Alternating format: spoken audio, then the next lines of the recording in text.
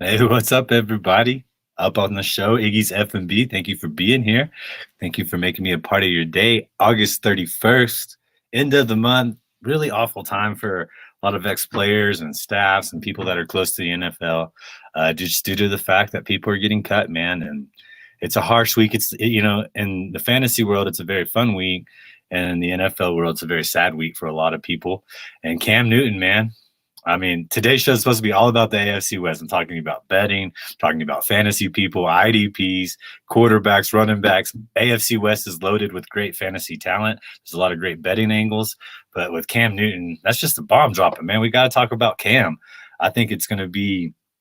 I mean, if you look at the preseason, like I said, I have Game Pass. I haven't watched all the Patriots games yet, but I was like, everyone I did watch, I was like, man, even though it was against the seconds, possibly Mac Jones, his passing looked better, his decision making looked better. He could rifle that ball in the red zone.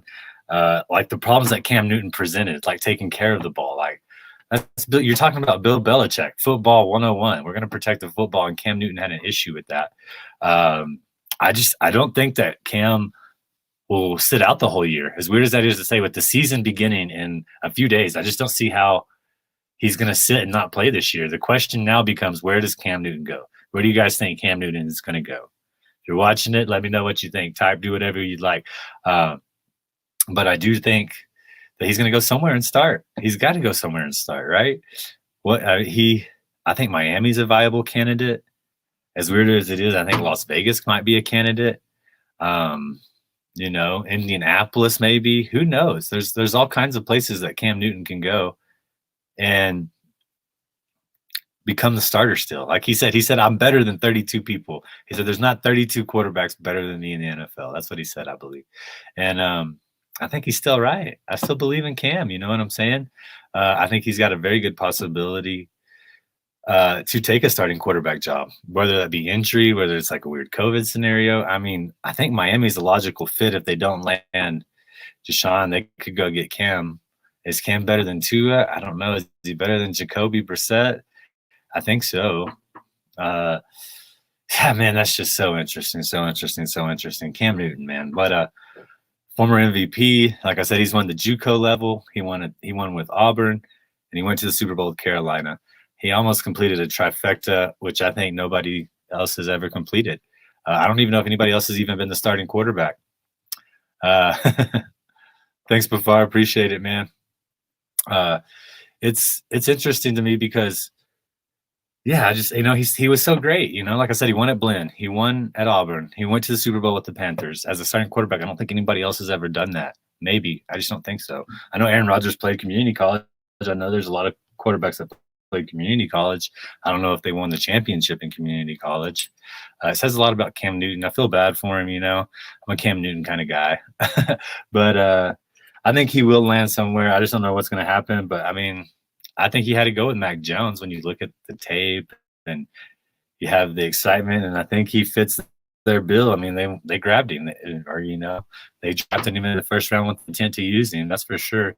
And all of a sudden, I got to admit, I think I've said it multiple times throughout the shows in the season. It's like the Patriots were the biggest question mark to me for fantasy purposes, for betting purposes. I did not know the direction they were going to go. A lot was dependent on Cam Newton and Mac Jones. That's a way different playbook. That's a way different way to control the pace of the game, which Bill Belichick has a great football mind. He knows what he's doing there. That's the key to football in reality. You have to control the pace of the game. And with Cam Newton and Mac Jones, it's a very different reality. Jacoby Myers, I was already high on. So let's go through their skilled players on offense right now. Who becomes better because of Mac Jones, or who has a potential to have a higher ceiling, let's say?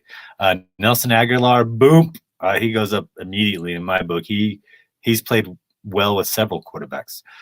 Jacoby Myers has been really sneaky. I've gotten him in several best balls late. I think his value goes up immensely because he's proving that he can create separation, has good route running skills, and can develop chemistry. Now he's got to develop that chemistry with Mac Jones relatively quickly in order to be a successful fantasy player. The tight ends. I don't know. I don't think I have Hunter Henry or Jonnu Smith in a single best ball. I don't think I have them in a single league. I was scared off by the two tight end philosophy. A lot of people were like, "Oh, why are you drafting this tight end when you can have Jonnu Smith a little bit later?" I don't know, dude.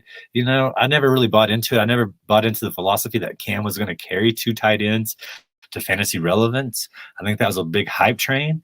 But now I think Hunter Henry and Jonnu Smith's value goes down a little bit more. One of them might rise up, but one of them is definitely going to fall because Mac Jones's like style of passing doesn't support two tight ends. Who were his two tight ends at Alabama? I mean, I don't watch college football, but maybe some of you know without looking. I doubt it. Seems like Devontae Smith was really made and got a Heisman for a reason because Mac Jones likes throwing to good wide receivers. I think, in all honesty, I think this helps Harris. I think he's going to get a lot more carries early on in the year. But it also helps White for pass catching. I think it helps Harris. I think it helps both of them. On the defensive side of the ball, I think it helps Van Noy.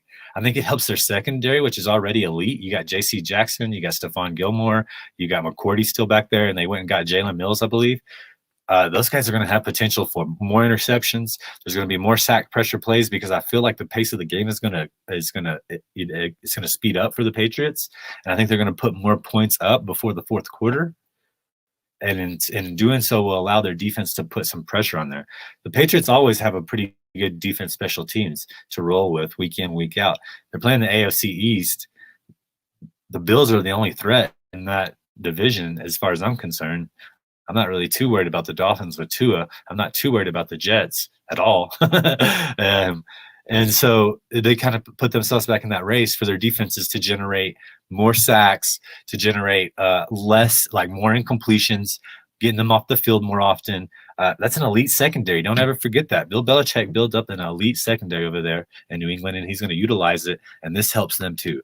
So just this move affected several players, not just on the offensive side of the ball, not just on defense, special teams. Like I said, IDP too, man. All right. Well, we've talked about Cam Newton for about 7 minutes. We're going to move it over to the of course, we know who's reigning supreme. I think it's 5 years in a row.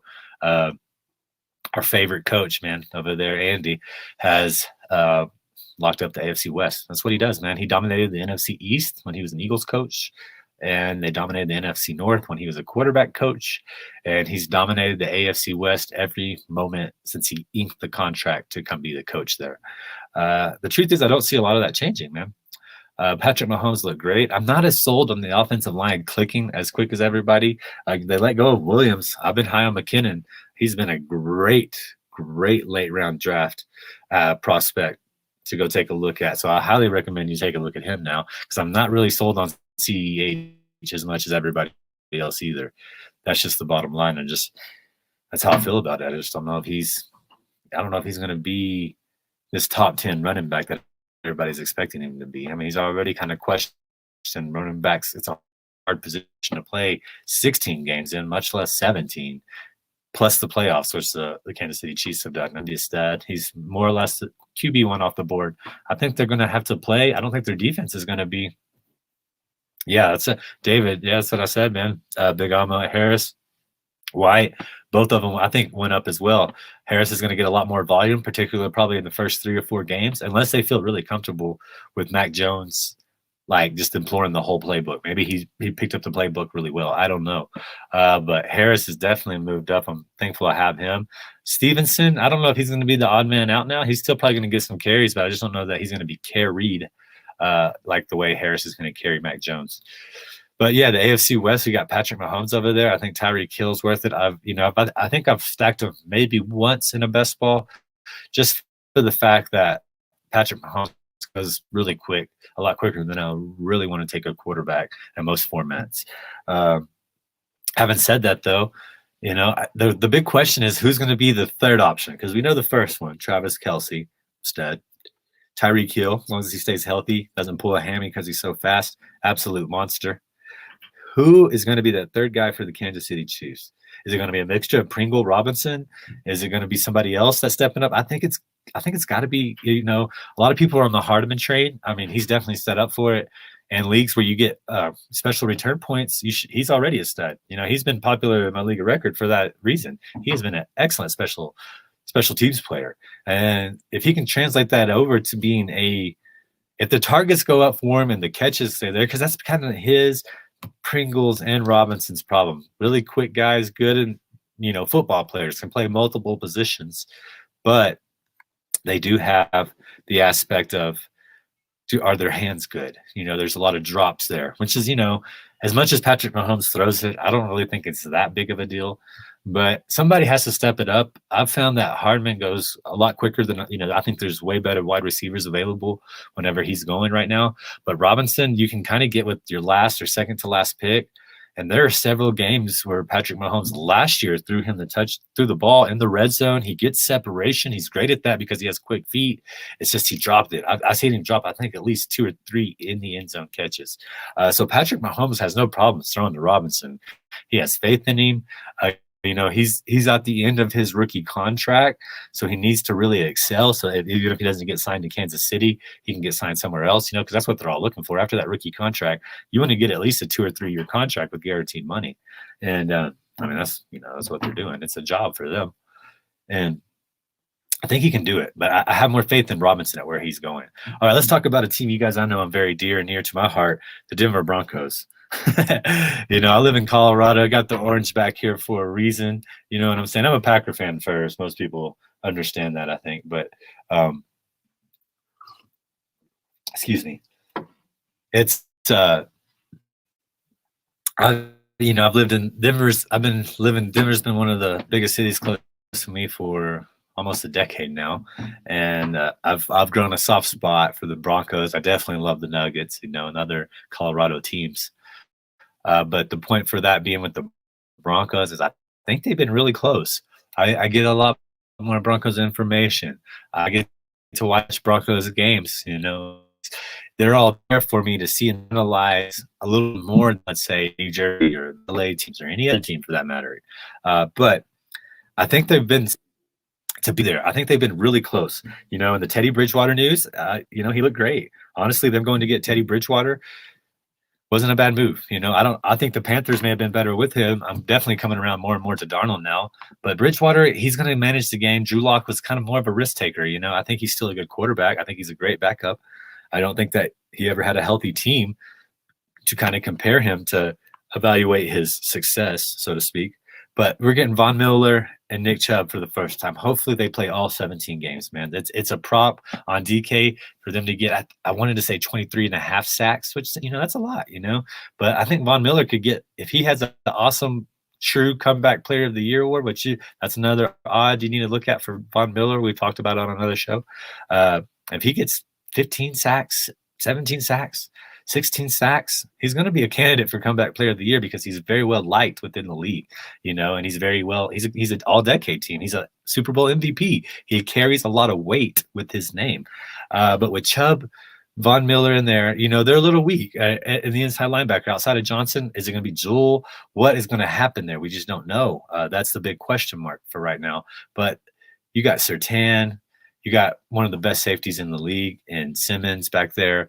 They locked it up with Fuller on the outside. They got Ronald Darby from Washington. So they went and got 2 CB1s, plugged them on their outside, cornerback ones. And then they went and got a first-round pick with what some think is going to be the best prospect of the draft, and Patrick Surtain. He's already made a pick 6 in the preseason. I don't care what you say. That's football. That's knowing what route's coming. That's being instinctive. That's, just knowing the game and taking it to the house. I mean, it's not like he had time to study film on whoever he was watching. That's instinctive football. I think he's going to be an excellent, excellent slot corner. I just, there's not a weakness in that secondary. Why did they build up their secondary? Because they're playing quarterbacks named Patrick Mahomes, Derek Carr, and Justin Herbert. At least, twice a year. So you to get out of that division, you got to have a good secondary. I don't think the Chiefs had a good secondary. That's what I tried to bring back to you. I think their best 2 players play the same position, and it's the Honey Badger and Dirty Dan. Dirty Dan. You gotta love him. He's there, but he's actually considered a backup on the depth chart. I don't like their quarter. They got rid of Breland. I thought that was a dumb move, but they had to go beef up their O-line, so they had to take a hit somewhere. I'm not sure that taking it in the secondary was the wisest of moves. That's why I'm for that. That's why I'm higher on the Broncos. I don't think they will necessarily win the division. We'll go over the odds after we wrap it up. but I do think the Broncos have very good potential to make the playoffs. It's a bet I've placed a wager on it. I think they can. I think their prop is 8.5. It might have changed with Teddy Bridgewater. I need to go back and look at that, to be honest. But I think they can exceed 9 wins. I think they can surprise a lot of people. I think that defense is going to shut a lot of people down. I think if you want like a pretty even bet for a road team, I think the Broncos have a very good chance week 1 to go in and go beat Daniel Jones. I mean, are you kidding me? Like, Daniel Jones, dude. Yeah, they're going to go in there and wreck him. But, just to wrap it up on the Broncos, I'm pretty sold on the rookie running back out of North Carolina, Williams. Melvin Gordon. I don't know why they would dish off on him. He's a great third down back. I don't know that I would trust a rookie with, third down protection in the NFL. I would much rather have Gordon right there protecting me, going out, and he's a great pass catcher. Gordon's not old. It's kind of weird to see Gordon and Gurley kind of fade off. It's weird how that kind of draft class, the most hyped at some kind of positions in that era, like Jared Goff, Carson Wentz traded off, Melvin Gordon, Todd Gurley traded off. Todd Gurley might be done. I think it's very interesting from that perspective, like how short of an NFL career some people can have and how quickly we forget people we love from a fantasy standpoint. It's kind of sad in that aspect. But I think the Broncos are set, dude. Sutton, Judy, Hamler, Noah Fant. What's there not to like there? From a fantasy perspective, go get any of those guys. I don't care which one you get. They're all going to do great. Barring injury, I think they're all going to do fantastic.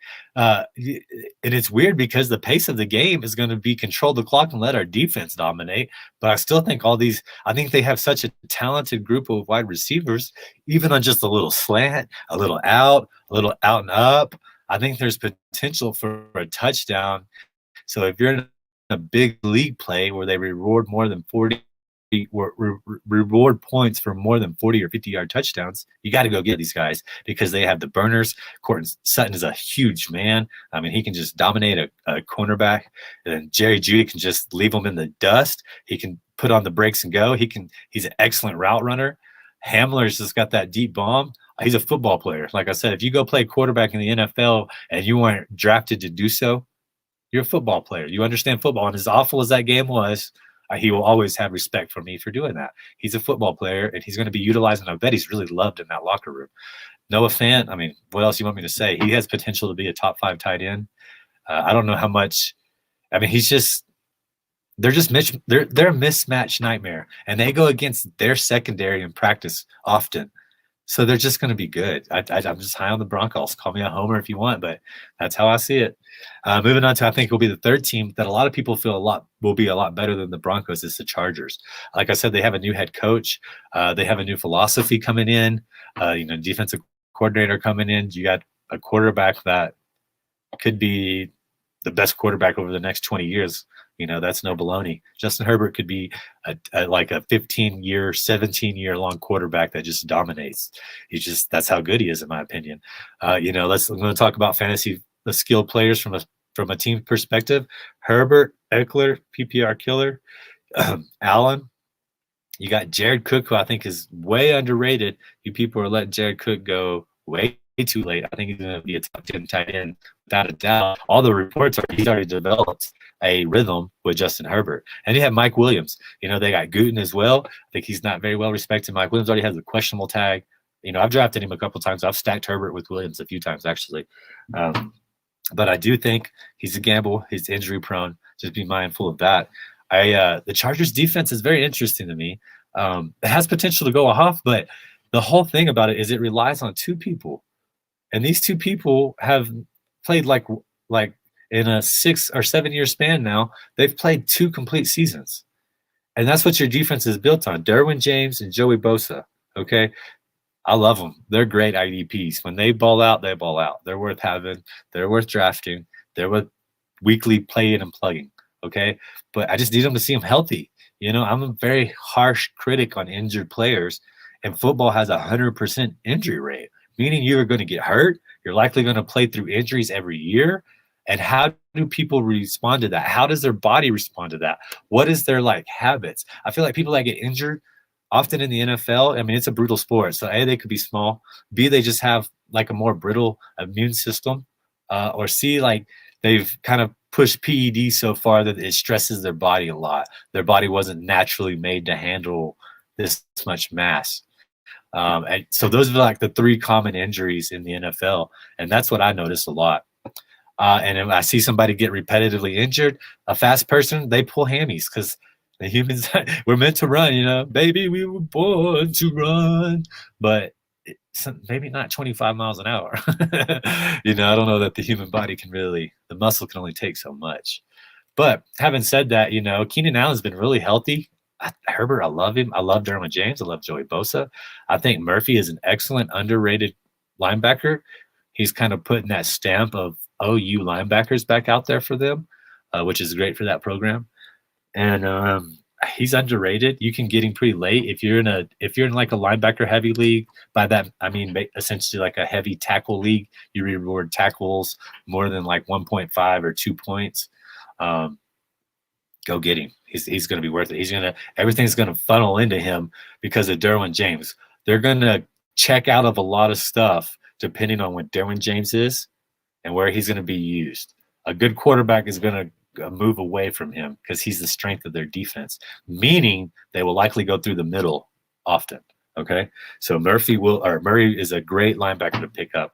Like I said, Bosa, Derwin, they're a risk, but the ceiling is sky high. You're talking skyscraper, Sears Tower, or whatever it's called now, whatever, Big Ben in London.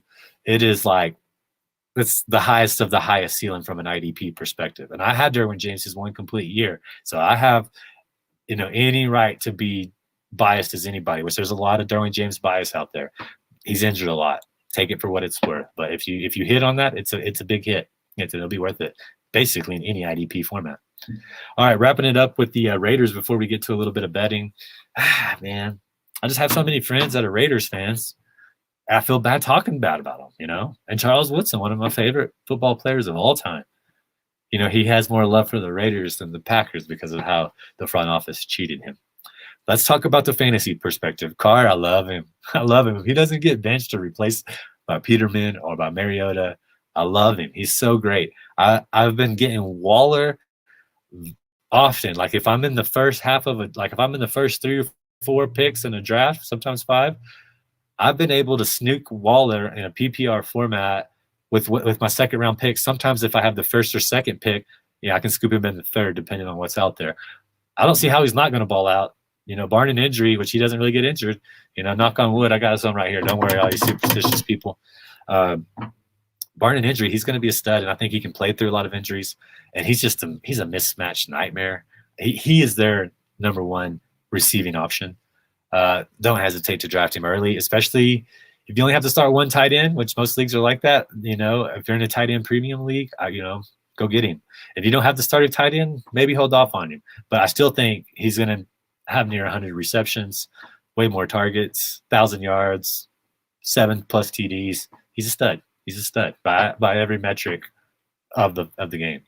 Henry Ruggs, I just don't like him. I've never liked him. I think it's the old Oakland love of speed. I don't think he's really a viable wide receiver option. Maybe I'm wrong. I'll definitely eat it if I am. It's just not somebody I'm super high on. Hunter Renfrow, not super high on. This Edwards guy, I'm not high on. I am kind of high on John Brown, and he's listed as a backup on the depth chart. I think if he can just stay healthy, he's another injury-prone player. I think he'll have no problem developing rhythm with Carr. I think Carr is an underrated quarterback. He's had to carry the Raiders through bad coaching, through awful defenses, through several awful draft picks. Mike Mayock should have stayed in the booth because he looks so much smarter than he does as GM. And I love you, Mike. No offense, man. It's just your draft picks haven't blossomed yet. But from that perspective, I do feel good that they're going to finish last in the division. I don't know how they improved their defense. They have one of the bottom 5 defenses in the league, from my opinion. Yannick Ngakoue is a good. I think he's a stud rusher. I think he has a lot of confidence in himself, which is very important to have. I just don't know how many times the Raiders are going to be up to force, clear passing down situations, except for a few third downs on drives. I think teams are going to be running the ball against them in the second half of games. And I say that, and Carr beat the Chiefs last year. They should have beat them twice. They let that second one. We let them get away. One of those things. But the Raiders did have the Chiefs number. They could surprise me. They're going to have fans in their brand new stadium. Baltimore at Las Vegas. Baltimore was like super heavy favorites, and I've tried to stay away from that bet. If you can tease that under, I would. Baltimore has like no wide receivers except for Hollywood Brown, and their running back just went down 1 week before the start of the season. I don't know that the points are going to be there, but Lamar is an all-time player. He could go off and he could light it up, and I could be eating my words. They could go way over. But if you can tease that up and take the under, I think that's the safest bet for a Monday night game. Raiders are going to have fans, dude. It's going to be rocking and rolling in that place. And I believe in collective energy. I've told you guys that many times. I think that, that a stadium rocking and rolling in the moments when you need it, it gives you the boost you need, because for the most part, you ignore all that as a player. But I never played in front of like 70,000 people, 80,000 people. I'm sure that rocking and rolling is a different experience. I bet you have no choice but to at least feel that vibration in your heart. That's how I feel about it. I think week one's a very interesting matchup for the Raiders and the Baltimore Ravens. Wrapping it up, let's look at some betting real quick. The division odds: AFC West, Kansas City -250, Chargers +450, Broncos +600, Raiders +2200. Let's see regular season wins. Let's look at their over-unders real quick. We'll wrap up the show like that, man. I appreciate everybody joining live. It's been a lot of fun. I appreciate the comments as well. Let's see here. It should be alphabetical, so that makes it a little easier for me. Oh, they took off Denver. Oh, no, it's not alphabetical. They go from Bills to Houston. Let's see here. Giants, Steelers, Colts, Chiefs, 12.5, -130 on the under, +110 on the over. Yeah, I don't think they're going to win 13 games. I think that's a safe bet, so if you could parlay that might be worth the parlay. Chargers, 9.5, -110. Either way, I don't think they got 9 wins in them. I'm taking the under as well. I've been high on the unders lately. Let's see here. Let's scroll down, see where we can find them. The Raiders split at 7. Remember what I say, guys, about the betting. If it's right on a number, find out from your sports book what they do. I'm not going to vouch for every sports book out there on what they're going to do. Sometimes they say, hit right on 7. Well, let it go over 7. That's our money. Sometimes they say, oh, that's a push. Here's a free bet back in the amount. You bet in. You bet, $20. You get your $20 back. Make sure you know that. Know your sports books. I'm about to spend all this week researching sports books. I'm going to get a heavy deposit match. They're going to match me. I'm going to get my bet bonus. We're going to hammer this week 1, just like I've been telling y'all all season. Okay, guys? Denver Broncos is still at 8.5. They have moved the odds. That's where it changed. Broncos over 8.5, now at -150. Eat your heart out. Under 8.5, +120. Those are some of the biggest plus odds for the over-under throughout this. 135 for under on the Tennessee Titans at 9. Let's see. Yep, I'm not seeing any other bigger plus odds. I'm seeing some 115s, some 110s, 120. Jacksonville over 6.5. So the Broncos have one of the most confident bookie lines, with Denver being at 8.5. I told you guys I think they got it. I think they might be a 10 win season. At -150, you're getting only half of what you're putting back in. Wait. No, you got to put in a -150 to put 100. I don't know what that translates to the UK odds. I'm going to try to make a sheet, print it out, so when I'm talking, it's easy conversion. We're all on the same page, no matter where you're listening from, no matter which style of betting you like to see your numbers at. I want us to all be on the same page. It's something I'm going to work on. But 8.5, I think they got it, man. That's my 2 cents for what it's worth. Let me just close it out by saying I got so excited by the Cam Newton news, man. I have my computer set up right here. I got like a little bench right here. We got all the cool stuff back here for you guys to see. But I had a big glass of water, I was getting like cotton mouth, and I was like, I'm so, pumped. This is huge news, huge news. And I knocked the water over, started to get it on the phone, had to grab the headphones, and like it knocked over the computer, then went to it was like Tasmanian devil energy in here for about 2 minutes or so. But all right, let's enjoy football. Let's see where Cam Newton goes. I love you, Cam Newton. I don't care what people say about you. You're a great football player. Probably misunderstood. Let's keep expressing yourself, man. And I hope this isn't an end for you. AFC West, go Broncos, baby. You know what I'm saying? Broncos country.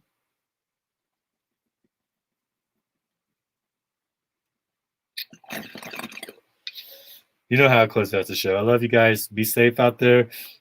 Let's all go get on this best ball with all these roster moves. Let's go win some money. Peace.